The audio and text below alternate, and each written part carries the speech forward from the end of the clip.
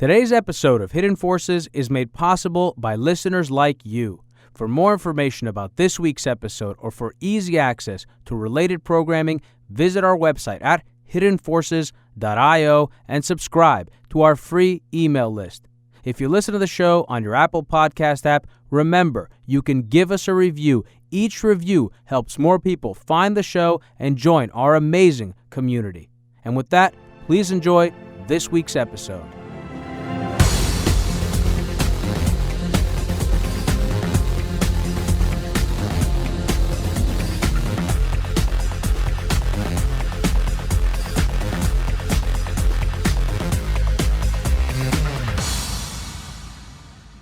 What's up, everybody? My guest on this episode of Hidden Forces is yet another important figure in the field of foreign affairs who we are fortunate enough to welcome to this program. Joseph Nye is the co-founder of the international relations theory of neoliberalism, and he's credited with developing the concept of soft power in the late 1980s. He served under several presidents, including Jimmy Carter, as an Undersecretary of State, where he also chaired the National Security Council Group on Non-Proliferation of Nuclear Weapons, and also served under the Bill Clinton administration as an Assistant Secretary of Defense. He's the former Dean of the John F. Kennedy School of Government at Harvard, and until very recently the Chairman of North America for the Trilateral Commission. He serves currently as the co-chair of the Aspen Strategy Group and is a board member of the Atlantic Council, the Council on Foreign Relations, and the Center for Strategic and International Studies. So I feel very lucky to have a chance to pick his brain for the next 2 hours. Professor Nye, welcome to Hidden Forces. It's nice to be with you. We did it. We made it. It's been quite an adventure for the two of us on the audio front. It's one of the challenges of doing these things remotely, but you're a trooper. I appreciate you working with me to get it resolved. Well, I'm learning. How many interviews have you done since the book published? Oh, I've given probably 3 or 4 interviews for podcasts and probably about a dozen or 2 dozen speeches. I did a speech in LSE in London last week about the book with about 550 people. I mean, did it via Zoom, but the technology is a lot simpler. Yeah, there are a few different ways of doing it. Using Zencastr is something, it has its own advantages. So anyway, let's get right into this. I was telling you how much I enjoyed your latest book. Do Morals Matter is the title of the book. I've read many books on foreign policy and political science. I majored in it in college, and my focus was on foreign policy and foreign affairs. This is a great book. I would say it's a book that, first and foremost, is really great and I think ideal for people who are just getting into foreign policy and certainly into a history of all these different presidents since F.D.R. But I think also for anyone that's actually, let's say even someone like me who's majored in it, the focus on the moral dimensions was very interesting. And it taught me a lot and it helped me to think about things. And that's one of the things I'm most excited to speak to you about. But what led you to write this book? Well, I've long been interested in moral questions. I studied philosophy, politics, and economics as a student at Oxford many, many years ago. And moral philosophy always intrigued me. So it's been in the back of my mind. But in the 1980s, I wrote a book called Nuclear Ethics, which grew out of my experience in working in the State Department on nuclear weapons issues. And I was trying to think my way through the ethical dimensions of nuclear weapons.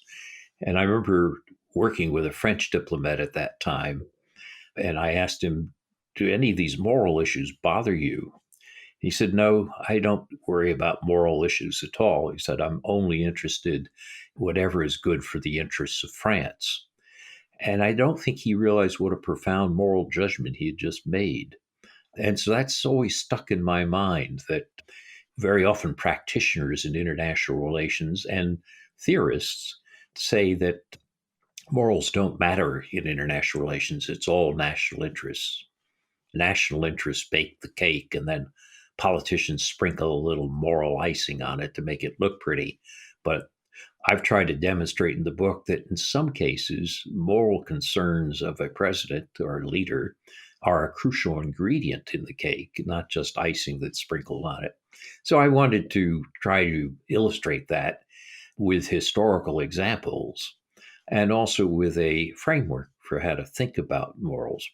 So it's been in the back of my mind for a long time, but near the end of my career, I'm finally writing it down. Well, this is a very appropriate conversation to have because we've had on two prominent realists, Stephen Walt and John Mearsheimer. Mearsheimer, of course, is even more prominent, more closely aligned with the realist tradition.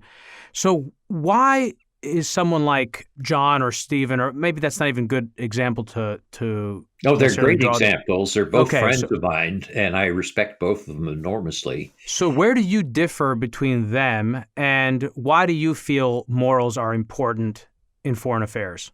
Well, I differ because I think this sort of cynical view that morals don't matter gets history wrong.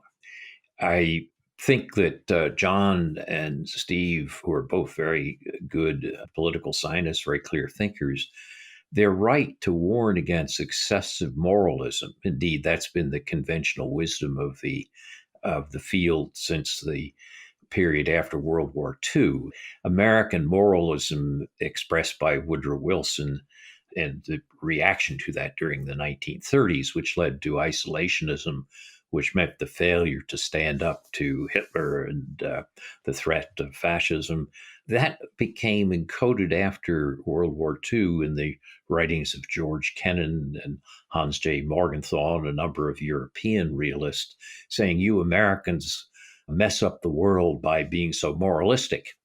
And that tradition of just be realist and don't pay any attention to these moral issues became the dominant form of training or thinking about international relations in the 50s or 60s. Michael Walzer, who took a different road, points out that when you were trained on this in the 50s or 60s, you just didn't pay any attention to morals. You were told not to.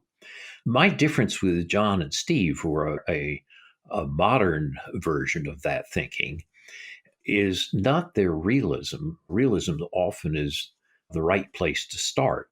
My difference is that they stop where they start.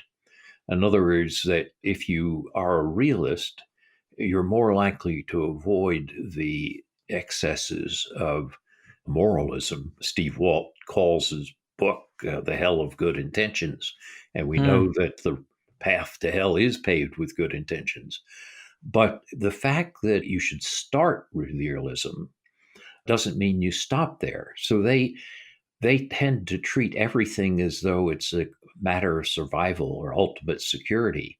And in fact, it's not. I use the example in the book of the murder of Jamal Khashoggi, who was killed in the Saudi consulate in Istanbul.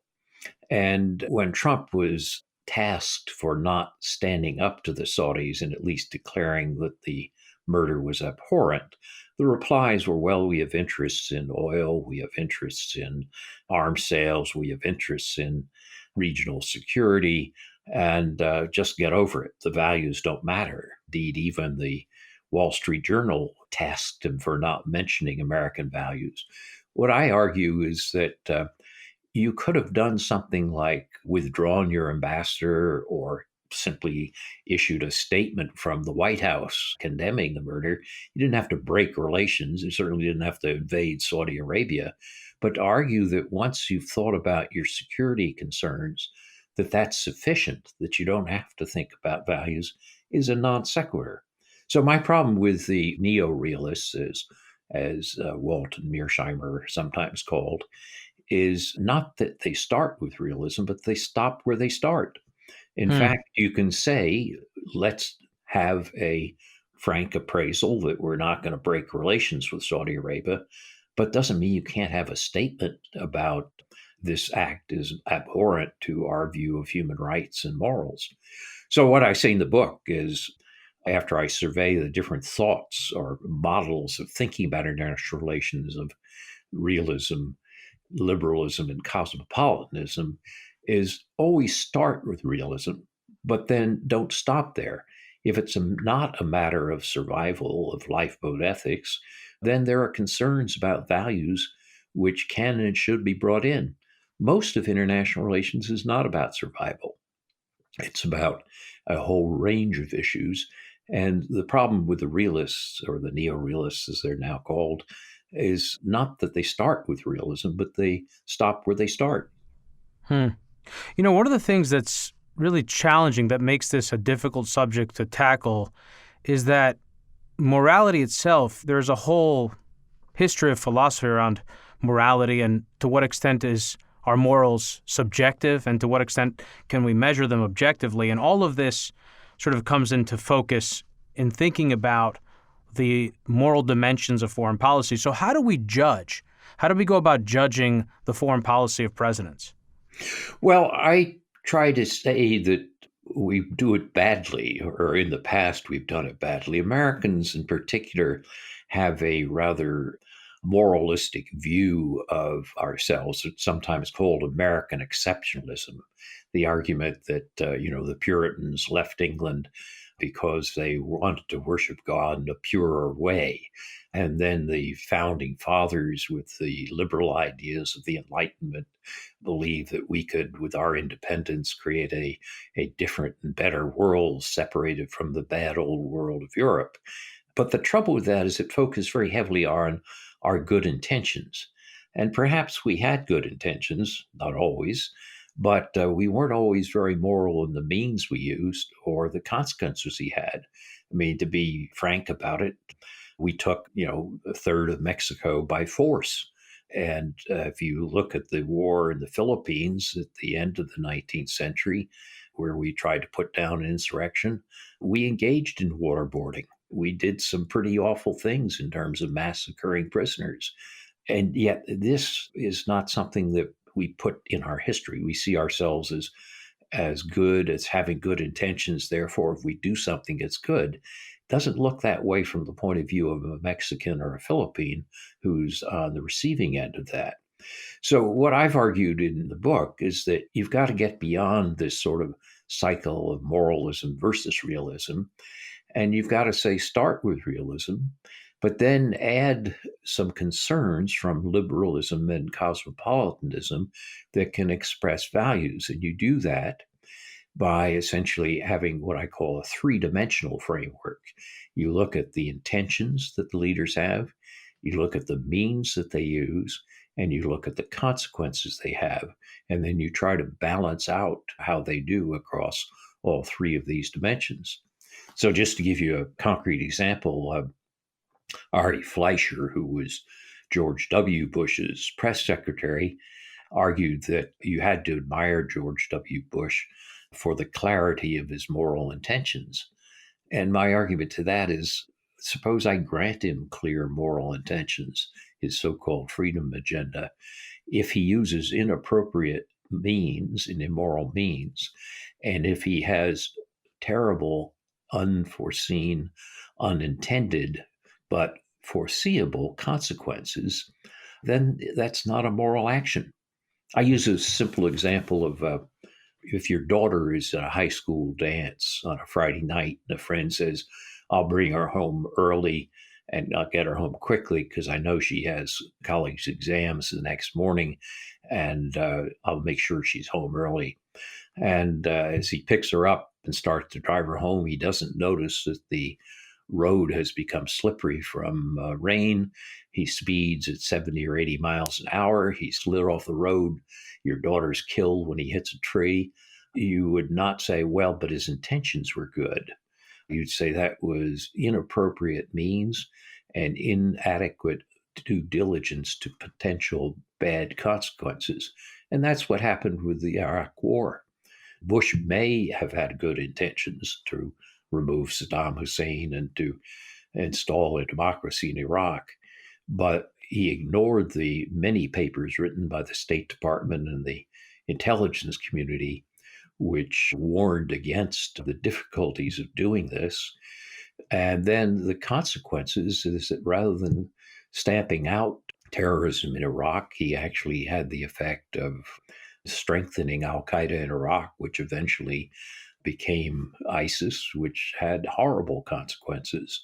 So just for Fleischer to say, hey, you have to admire his moral clarity, is a travesty of moral reasoning. You have to look at all three dimensions: intentions, means, and consequences, if you're going to have a balanced view of what's a moral action or not. So what I tried to do in the book is get away from this, we're either moral or we're immoral, show that many of these actions involve difficult weighting of a variety of factors, but we ought to think of all three of those dimensions of intention, means, and consequences, and not just settle for one. So one of the things I thought about while reading your book, and you have a lot of these great thought experiments, this isn't the only one, it had to do with consequences. And a good example would be comparing, let's say, Bush's decision to invade Iraq. There you could argue both the consequences were bad and the decision itself was bad or had certain, without talking about the intentions, it was a bad decision. Mm-hmm. But then you could take someone like Reagan and Ronald Reagan's decision to push forward with SDI, with the Strategic Defense Initiative, the Star Wars program. And you could argue that at the time it was a bad decision. You could argue that it recklessly endangered America, that it broke with a decade of successful détente, that it jeopardized mutually assured destruction, which had been such a effective tool in preventing all-out nuclear war. But it turned out really great. So I guess my question is, how much can we judge the effectiveness or the goodness of a decision by looking at its consequences? Well, that's a good question. It's almost the mirror opposite of just looking at the intention. Sometimes people say an action is good because it had good intentions, which I've just argued is not a very clear moral reasoning. Other times people say, well, it turned out okay, so it's good. And that strikes me as about as shallow a type of moral reasoning as the intentions focus. So on the Star Wars decision, which is intriguing, it probably had a net beneficial effect by scaring the Russians into realizing that they couldn't keep up with the United States in military technology. And there were some people in the Reagan administration that said that even though it's impractical and infeasible and it's not going to work, it has this side effect and therefore it's okay. Reagan himself actually thought it was going to work. He was a believer on it. And the decision was made on very shallow grounds. I mean, he didn't have that sophisticated view of what he was trying to do in terms of bringing about those consequences. He thought he was going to, in fact, make a nuclear attack impossible by this wonderful new technology. And in that sense, I would say this decision by Reagan's, even though it had beneficial consequences, beneficial unintended consequences, was not a good moral decision. It wasn't clear in the total summary of all three dimensions: intentions, means, and consequences. So just to say something turns out okay, therefore it's good, doesn't mean that it's tempting. But I mean, another example is Richard Nixon and Vietnam. Nixon, many people say, well, Nixon's decisions on Vietnam were good because it ended the Vietnam War. End the Vietnam War, good. Therefore, the decision was good. But the way Nixon ended the war was slowly, with an effort to create what was called a decent interval to help American credibility, the decent interval being the time between when the Americans pulled out and when Hanoi took over Saigon. That decent interval was 2 years, and the cost of that was 22,000 American lives. And you might have been able to achieve the same thing. If you look at the good relations we have with Vietnam today, you might have been able to achieve the same thing with much lower costs. So getting out of Vietnam or ending the war, good thing. The question of, is that sufficient to make it a good moral judgment? No, you have to get into this question is, were there other possible means? And were the consequences of wasting 22,000 American lives and countless Vietnamese lives, was that worth it? I say no, and I discuss this in the book, but there's still some people who say yes. Well, this also brings up something else, and now I really want to get into some case examples because it's also very interesting to explore some of these presidencies. But, for example, Obama's decision to pull out of Iraq that could look like a good decision today, but let's say in 20 years with further information, it may turn out to be a bad decision if ISIS continues to grow or we have terrorist attacks or there is some geopolitical implication for Iran and Iran becomes more powerful. In other words, history plays a role. The longer the time frame, the shadow of history, so to speak, that we have to look at, the more accurately we can judge some of these decisions. But I want to actually stay there with Reagan a bit because his presidency is such an interesting one because Reagan's personality was such an important part of his relationship with Gorbachev, but so was Gorbachev. And one of the things I thought about when I was contemplating this was how Nixon might have fared, who was a very impersonable president. How might he have fared if he was president during the 1980s? And that sort of the larger question that's kind of contextualized there is, how important is it when someone is president, that certain presidents are better suited for certain times? Those are my two questions. Well, they're the right questions. I've often used that same sort of counterfactual in terms of Jimmy Carter. Jimmy Carter came into office in the 70s when Brezhnev was in his dotage and the Soviet system was basically totally inflexible.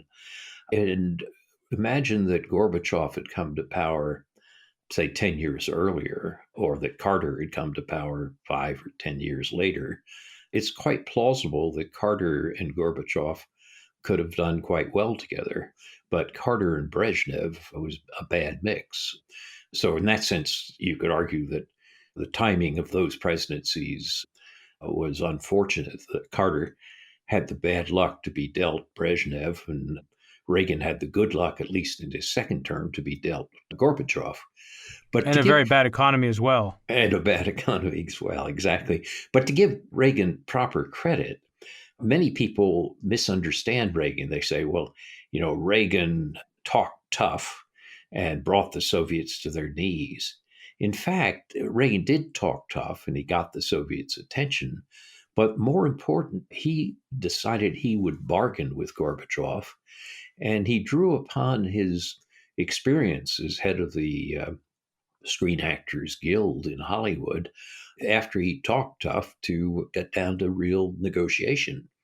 And he saw that before many people in his administration did.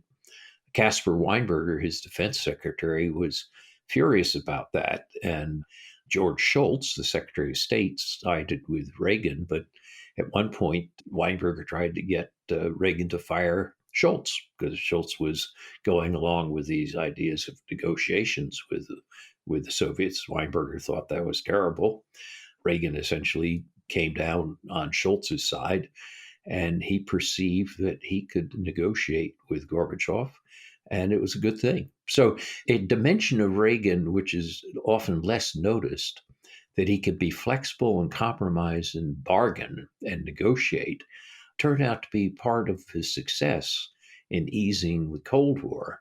Bush 41 was the one who ended it, but Reagan prepared the ground. And people don't give him enough credit for that aspect of what he did. It's interesting because if he was dealing with a more cynical leader, maybe if he was dealing with a Khrushchev, he could have been perhaps taken advantage of. Yes, absolutely. Yeah. Or sometimes people say that Andropov, the KGB boss who was the leader before Gorbachev, if Andropov had had good kidneys, he died of kidney disease, the end of the Cold War might have taken another 10 or 20 years. So let's go through some of these cases. I've highlighted a few that I found most interesting. The first one deals with the establishment or the germification of the nuclear taboo, and that would be looking at Truman's decision not to use the third atom bomb on Japan, as well as his decision to confront and then remove General Douglas MacArthur after he and the general came into conflict over the decision to use nuclear weapons in Korea and in China. And then I also want to talk about, and just for listeners to know, I'm very curious to discuss the Cuban Missile Crisis. Okay. Watergate is not a foreign policy crisis, but I think because of the moral dimensions of your book, it would be an interesting one to discuss how Nixon's personal morality as an individual impacted his handling of that crisis? Because I think that's another thing that's also interesting. Each of these people, these are human beings, you know? I mean, they're vested with enormous powers by holding the office of the presidency, but they're still people. Their morality impacts their decision-making. Right. And then there are a few other ones, because you, of course, were an Undersecretary of State in the Carter administration. I think exploring the Iran hostage crisis would be an interesting one. And H.W. Bush and the fall of the USSR and the Gulf War, and then, you know, Bill Clinton and Obama, and then Trump. But let's start with the nuclear taboo, because this is a very interesting one. And a lot of people don't know that Truman had the opportunity both to drop a third atom bomb, but also to give Douglas MacArthur, who I think asked for 37 nuclear weapons to drop all over Korea and China, that he drew the line there. What does that tell us? What can we learn from that? Well, it's a fascinating case because Truman is often condemned by moral theologians for dropping the bomb on Hiroshima and Nagasaki.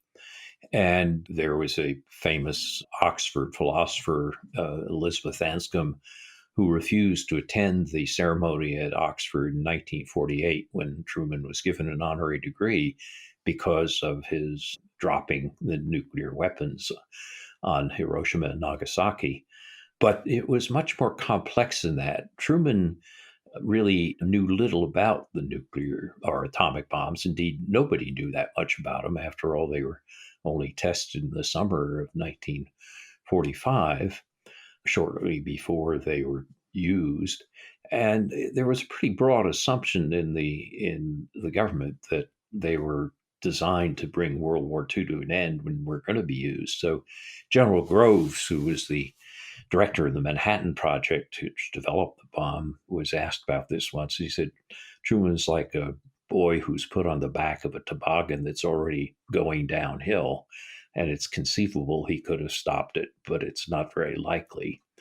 What is interesting is that after Truman saw the first effects of the bombing in Hiroshima and Nagasaki, and that was pretty much of a package that one uranium and one plutonium bomb were going to be used. So it wasn't as though there was a long period between those two.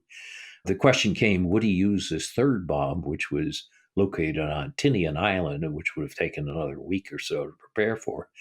And Truman said to his advisors, no, I'm not going to kill that many more women and children. Well, that's a moral impulse. And that made a difference. Yeah, no, that I want to really highlight that, because it is, of course, the president's prerogative to use nuclear weapons. And in this case, if Truman had wanted to, he had every right, and also he had the support of his generals. Right. And if MacArthur had been president, I'm sure he would have used it. But that brings us to 1950, because what's interesting there is that the American action in Korea to stop the North Koreans after they crossed the 38th parallel, MacArthur, who was commander in chief in the Far East, decided that they would move north toward the Yalu River. The Chinese said that if the Americans came up to their border, they would intervene. And we ignored that, went ahead, and we were swept back down the peninsula.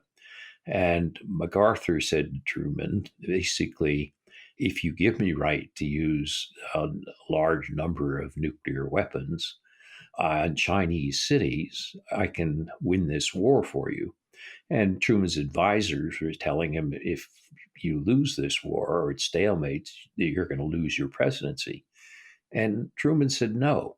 And he said no, partly out of a combination of prudence, but partly out of that same feeling that he didn't want to kill that many more women and children. MacArthur reportedly wanted to use nuclear waste in addition to that to seal off North Korea.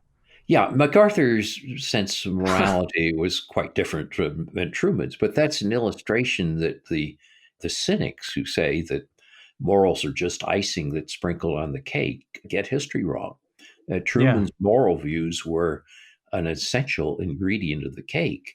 And if you think of the long-term implications of that, if nuclear weapons had become normal warfighting weapons rather than special weapons for deterrence purposes only, the world would look very different today.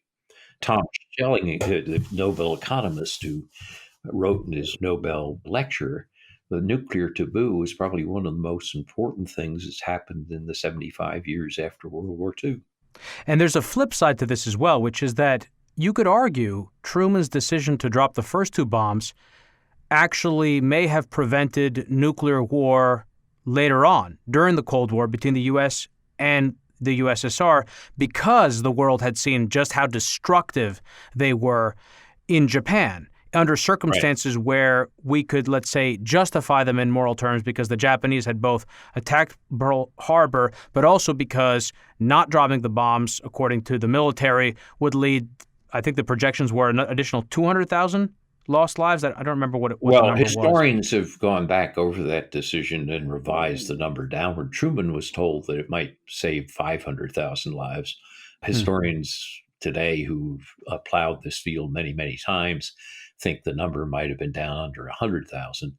But you're right. The key point was that if you had not dropped the bombs, the question from a pure consequentialist point of view is how many American lives and how many Japanese lives defending the home islands would have been lost. And they might have been more than the numbers that were killed in Hiroshima and Nagasaki. So there's a long tradition of debating the initial acts of Hiroshima and Nagasaki based on those immediate consequences of ending the war. But you could also include those longer term consequences of the lessons of how devastating these were and what they would mean. Now, to make sure that we don't oversimplify history, Truman continued to think of ways where he might be able to use nuclear weapons to get himself out of the dilemma he was in, but he never succumbed to it.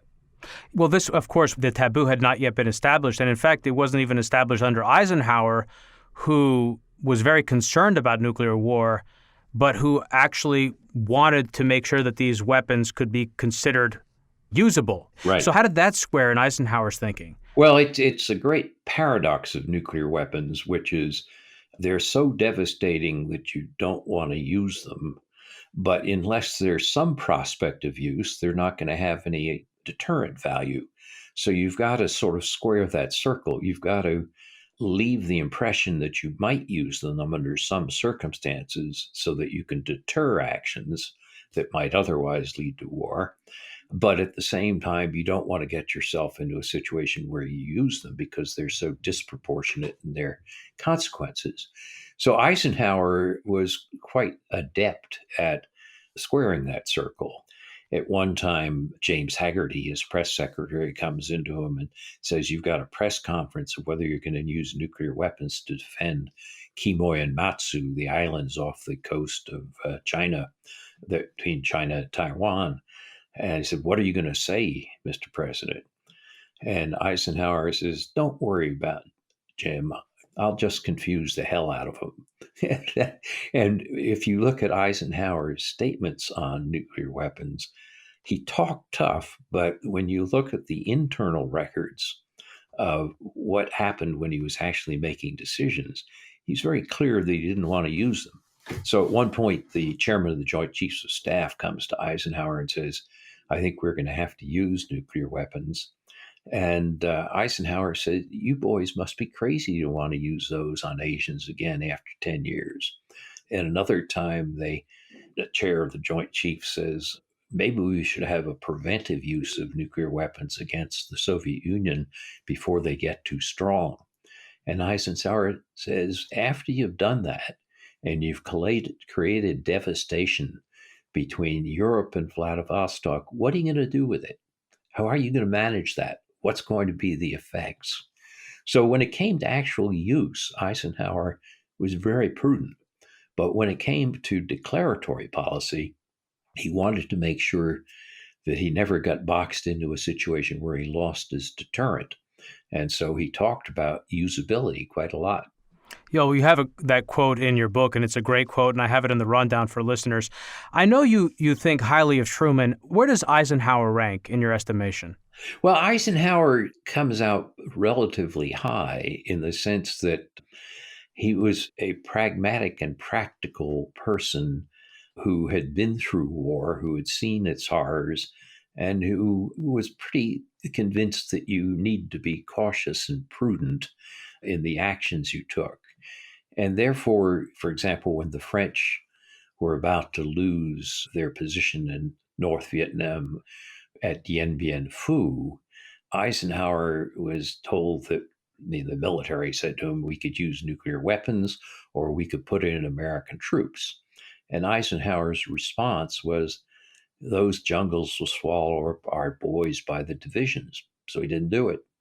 Now, it's ironic because Eisenhower also coined the domino theory, which said if Vietnam falls and the other Southeast Asian countries fall, which of course was a misplaced metaphor. We should have been thinking instead of checkers, red versus black, the enemy of my enemy is my friend. So the domino theory got us and his successors into trouble, but Eisenhower himself didn't succumb to it. So Eisenhower turned out to be a much more savvy and pragmatic leader than his words would have suggested. And I rate him quite high. I think where I would fault him is some of the covert interventions. He didn't want to go to war, but he thought maybe we can do this on the sly. And so overthrowing governments in Iran or Guatemala, that's okay through surrogates. But in retrospect, I think it was done to prevent the Soviets from developing forward bases or forward positions in the Cold War. But I think it probably wasn't necessary, and it did have unfortunate long term consequences. So Eisenhower wasn't flawless, but on the whole, he managed to preserve peace during a very tense period of the Cold War. We explored that period in our last episode with Thomas Ridd on active measures because the history of covert action and disinformation and political warfare during the 1950s, particularly in Germany, in Berlin, it's a rich history. Also, another thing I want to mention before we get to any other examples is I think the domino theory is a great example of how important mental models and mental maps are. Whether it's the domino theory, whether it's mutually assured destruction, these are operational frameworks that not only presidents use, but that they inherit from previous administrations that evolve over time. So it's a fascinating thing to consider. Let's look at the Cuban Missile Crisis, because this is one of the most famous examples of where presidential leadership could have made, all the difference between nuclear holocaust or peace. And in fact, we did not get nuclear holocaust, but at this time, the number of nuclear weapons in both the United States and the Soviet Union had expanded dramatically. We were talking about a quote-unquote missile gap in the 1960 election. So both countries were incentivized to grow their arsenals. So there was a lot at stake. How do we judge JFK's handling of this crisis? Well, Kennedy forever will be glorified in the history books for the careful and sensitive way in which he got us out of the crisis. And he deserves the credit for that. But on the other hand, part of the reason we got into the crisis was his mishandling of things earlier.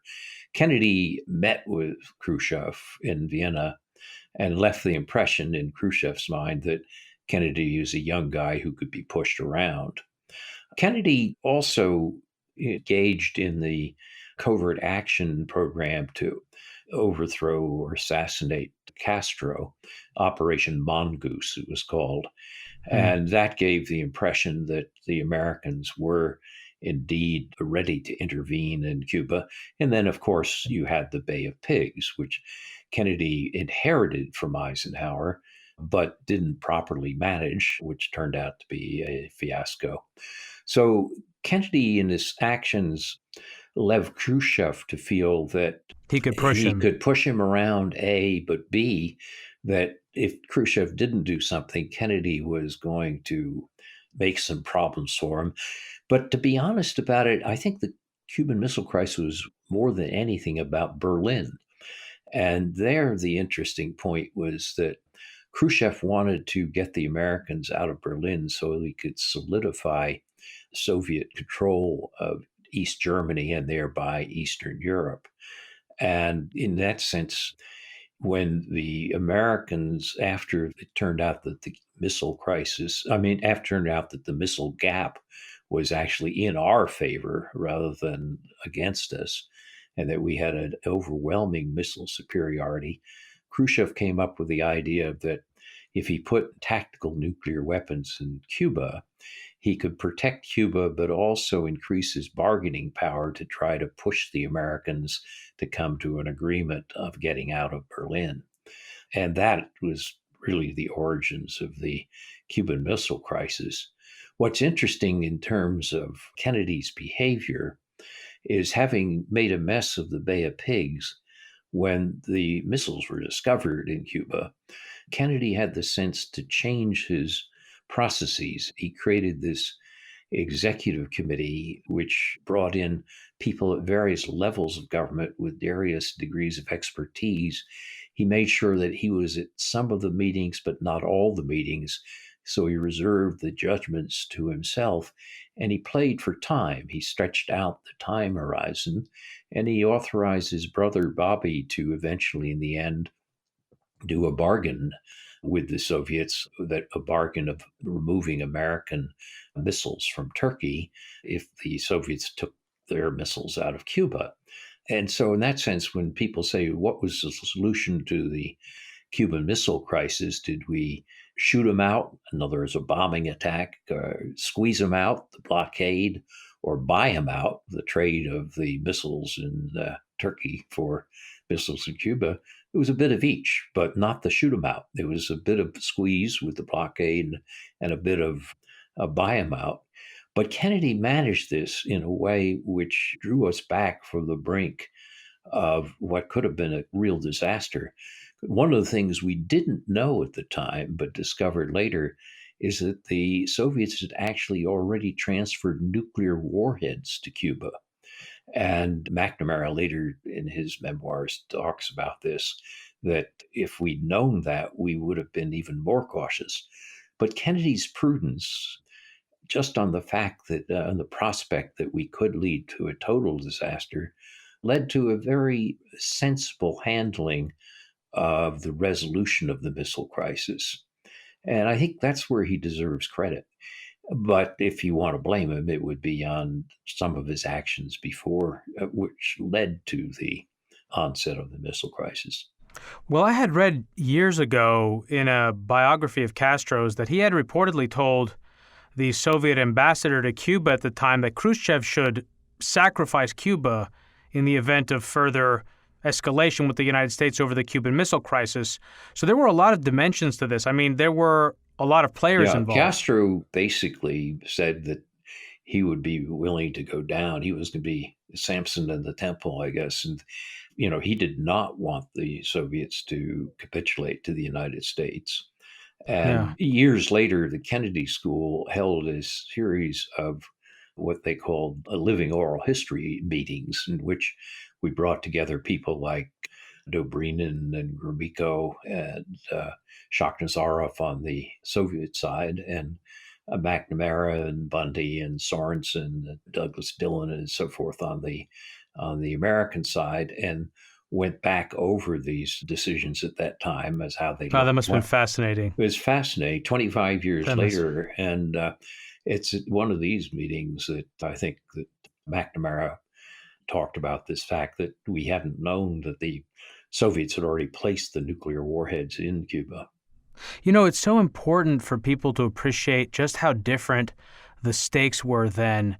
It's hard for people to understand now the significance of Castro having taken over Cuba only 3 years before the crisis, right? I mean, it was a completely different time. And to that effect, I've recommended listeners do this in the past, and I'll say it again.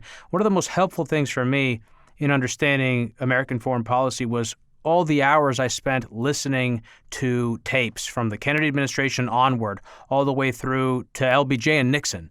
Everyone knows about the Nixon tapes, but there are tons of tapes of the LBJ administration and the Kennedy administration, and it's very insightful. You lived through the Cuban Missile Crisis. What were you doing during that time, and what was that experience like for you? Well, fortunately, I was in Africa. I was doing my PhD thesis in East Africa. So for me, the Cuban Missile Crisis was something I read about in the front page of the Uganda Argus, the local newspaper in Uganda. So it seemed weird and odd. I mean, without friends to talk to who were connected to people in Washington, you got this picture of how this case, which almost blew up the world, looked from the perspective of an East African capital. And it was just puzzling. What the hell is going on? It was That's only fascinating. later when I came back and started studying these things that I got involved in chairing some of these meetings on the sort of the living oral history of the Cuban Missile Crisis. I got into it very deeply. What was Africa like in 1962?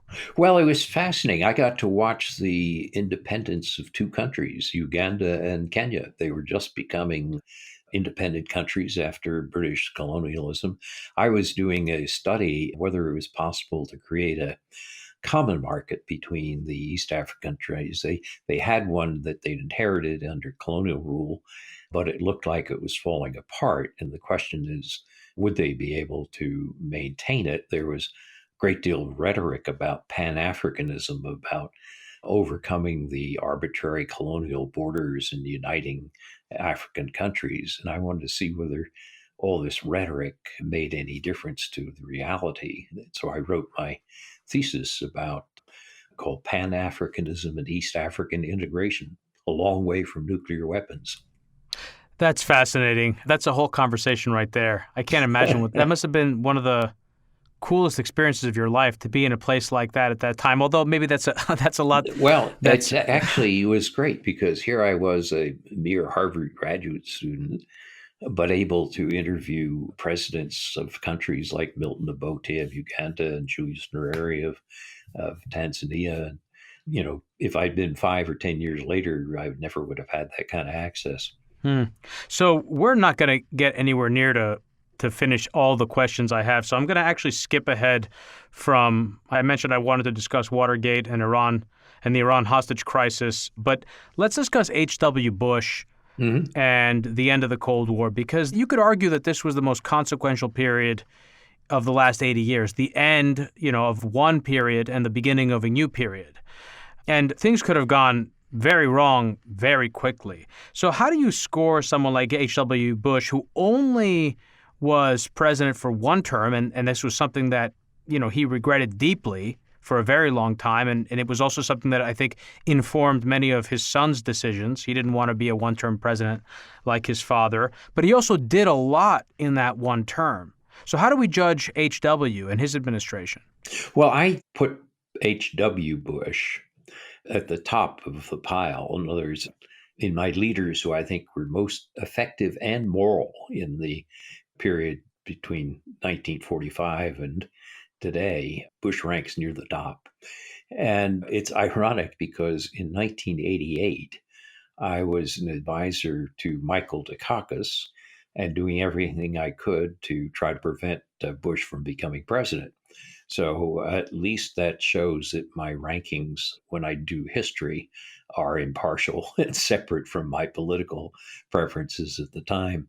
Or you could say alternatively that I was naive and wrong in 88. But in any case, Bush gets full marks from my point of view because he had two characteristics of leadership that are really essential for effective and for moral leadership.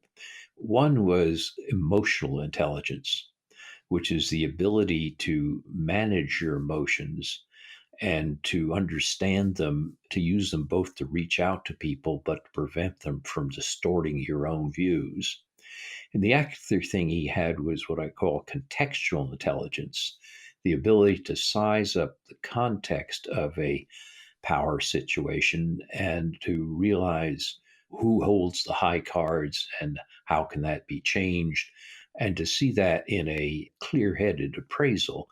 And H.W. Bush had a lifetime of experience to prepare him for the presidency. He worked in China, the UN, congressman, and so forth, the CIA director. So he had a very clear appraisal of what the world looked like, great contextual intelligence. But he also had emotional intelligence, which is he didn't let his personal needs get in the way of a clear appraisal of what needed to be done. And one of the great examples of this was when the Berlin Wall came down in November of 1989. Many people were criticizing Bush for not making a bigger fuss about it. And William Safire, then the editorialist for the New York Times, criticized Bush for not, making a bigger fuss about the fall of the wall. And Bush's comment was, I'm not going to dance on the wall. I've got to think of how this affects Gorbachev because I've got to negotiate with Gorbachev.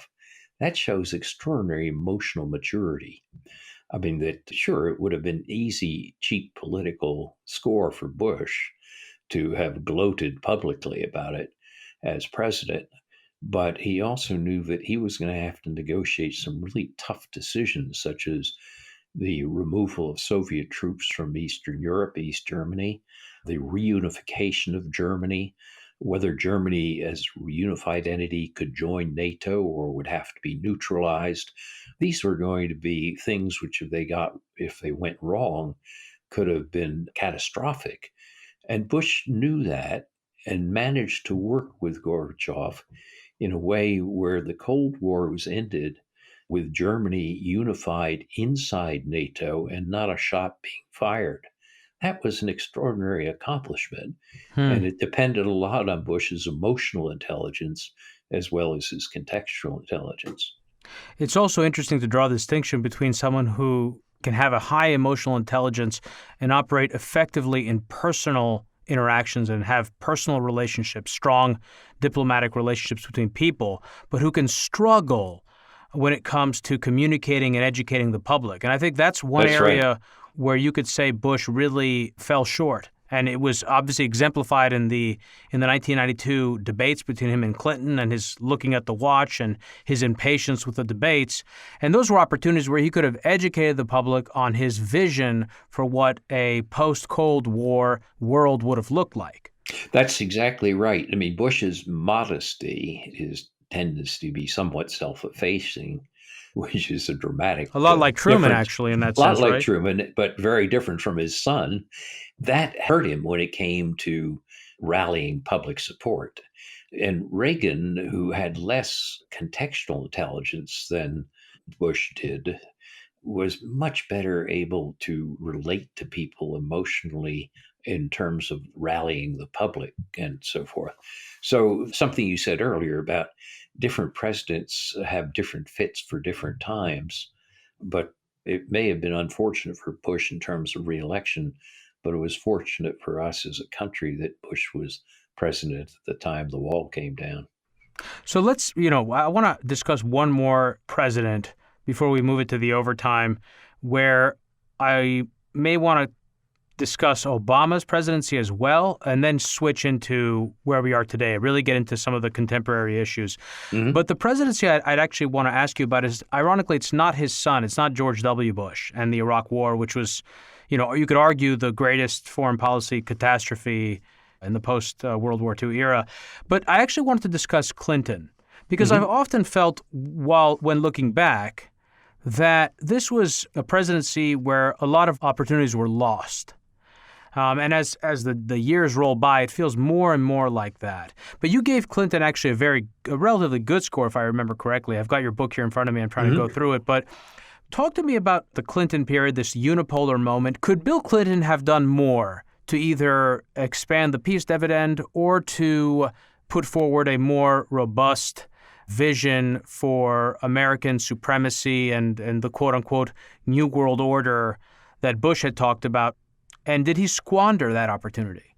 Well, Clinton got better as he went along. He did not have a great deal of contextual intelligence right at the beginning. Basically, didn't quite know what to do with the problems of former Yugoslavia, particularly the issues related to the civil war in Bosnia. And he wrestled with that for over a year. And then he also had the trouble with, he inherited this mission in Somalia of delivering humanitarian aid, which grew out of proportion and led to eventually the famous incident of Black Hawk Down, where people wanted to pull all American troops out right away. The troops It's a good example of how early disasters or mistakes inform later decisions, whether it was his decision not to intervene in Rwanda, in Clinton's case, or Obama with the war in Libya, and subsequently his decision not to push forward after Assad crossed that red line of using chemical weapons in 2012. Right. No, and you could argue that Clinton, his failure in Rwanda, which he had himself regarded later as a failure, was very strongly affected by the situation in Somalia and Mogadishu. It's not that you could have prevented the genocide, but you could have supported the UN peacekeeping forces that were there, and you might have saved some of the people who were later massacred. And Clinton, I think, regretted that. He, however, basically begins to get his footing after that. And if you look at the eventual Dayton peace process that Dick Holbrooke negotiated, if you look at the things that Clinton did to try to structure the international economy by the North American Free Trade Association, which Bush had proposed, but Clinton put through, the establishment of the World Trade Organization, the efforts to what he called and enlarge and engage the area of democratic nations. These were efforts where Clinton turned to a more positive agenda rather than simply the reactive agenda in his first years.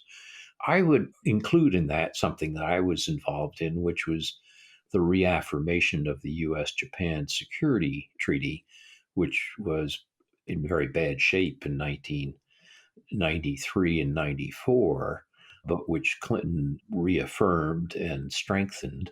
And that was important in sense of structuring the balance of power in East Asia. As China was rising in its power, this is where you go back to basic realism. If you have three major powers in the region, US, Japan, and China, it's better to be part of the two than the one. And so reaffirming the US-Japan Security Treaty was a very important aspect of sort of structuring the environment as China's growth increased. So Clinton, I think, had a number of decisions that were important, and I think he did better than in his later period than he did in his early years.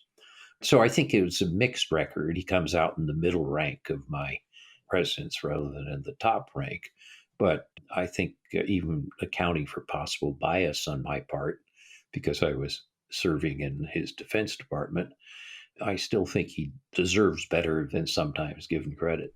So, Professor Nye, I want to ask you one more question about the Clinton administration and the 1990s, that period, but I'm going to save it for the second half of our conversation. Okay. For regular listeners, you know the drill. If you're new to the program, if you haven't subscribed yet to our audio file, Autodidact or Super Nerd tiers, head over to patreon.com/Hidden Forces or scroll down to the summary section of this week's episode and click on the link that sends you to the Hidden Forces Patreon page, where you can continue to listen to the second half of my conversation with Professor Nye, including gaining access to today's rundown and transcript of this conversation. Professor, stick around. We're going to move the second half of our conversation into the overtime, and I also want to discuss the Obama administration and, of course, the Trump administration and some of the contemporary issues that we're dealing with today, including a comparison to the 1970s and the Kissinger period and détente, and if we have lessons to draw from that. Thank you. Okay. Today's episode of Hidden Forces was recorded in New York City.